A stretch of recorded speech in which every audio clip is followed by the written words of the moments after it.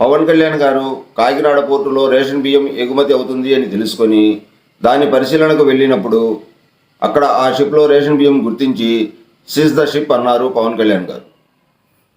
పవన్ కళ్యాణ్ గారు seize the ship అన్న పదాన్ని చాలామంది చాలా రకాలుగా హేళన చేస్తూ ట్రోలింగ్ చేస్తున్నారు. నాకు అర్థం కానిది ఏమిటంటే ఎందుకు ఆ విధంగా ట్రోలింగ్ చేస్తున్నారా అన్నదే నాకు కలుగుతున్న ఒక ప్రశ్న. ముఖ్యంగా పవన్ కళ్యాణ్ గారు సీజ్ ద షిప్ అన్న తర్వాత వెంటనే ఆ షిప్ ఏమైనా వెళ్ళిపోయిందా? లేదు కదా. అంటే దాదాపుగా 20 రోజుల పాటు ఆ షిప్ అక్కడే ఆగిపోయింది కదా, ఇప్పటికీ అక్కడే ఉంది కదా. మరి పవన్ కళ్యాణ్ గారిని ఎందుకు ట్రోల్ చేస్తున్నారు? పవన్ కళ్యాణ్ గారు సీజ్ ద షిప్ అనకపోయి ఉంటే పట్టుకున్న 3వ రోజే ఆ షిప్ వెళ్ళిపోవాలి కదా. ఈ పాటికి దేశ సరిహద్దులు దాటి ఆఫ్రికా దేశాలకు కూడా వెళ్ళిపోయి ఉండేది.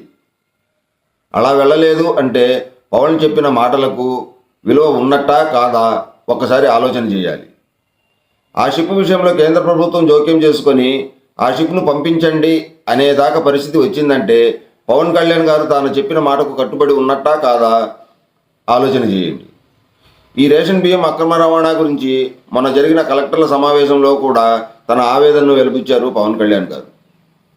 అంటే ఈ రేషన్ బియ్యం అక్రమ రవాణా మీద ఎంత చిత్తశుద్ధితో ఉన్నారో మనకు అర్థమవుతుంది. దాన్ని అర్థం చేసుకోకుండా పవన్ సీజ్ ద షిప్ అన్నారు.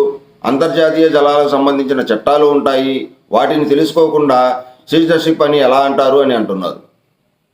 అంతర్జాతీయ జల చట్టాలు ఉన్నా కూడా ఆ షిప్ వెంటనే వెళ్ళిపోయిందా? వెళ్ళిపోలేదు కదా. ఇన్ని రోజులు ఎందుకు ఆగిందో ఒకసారి ఆలోచించాలి. దేశంలోని ఎన్నో షిప్పులు వస్తుంటాయి, పోతుంటాయి. మారక ద్రవ్యాలు కూడా పట్టుబడ్డ షిప్పులు మనం చూసాం. కానీ ఆ షిప్పుల విషయంలో కూడా జోక్యం చేసుకొని కేంద్ర ప్రభుత్వం ఈ ఒక్క షిప్ విషయంలో జోక్యం చేసుకుంది అంటే ఇక్కడ ఆలోచించాల్సింది పవన్ కళ్యాణ్ గారికి ఉన్న చిత్తశుద్ధి, ఆయనకున్న నిబద్ధత. ఆయన నిబద్ధతను గౌరవిస్తూనే కేంద్ర ప్రభుత్వం కూడా సరైన చర్యలు తీసుకోలేకపోతుందేమో అని అనిపిస్తుంది.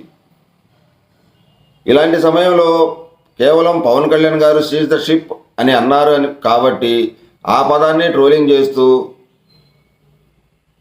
హేళనగా మాట్లాడటం చాలా బాధాకరం కూడా. ఏదేమైనా ముందు ఏం జరుగుతుందో వేచి చూద్దాం. ఈ వీడియో నచ్చితే లైక్ చేయండి, షేర్ చేయండి, మరీ ముఖ్యంగా సబ్స్క్రైబ్ చేసుకోండి ప్లీజ్.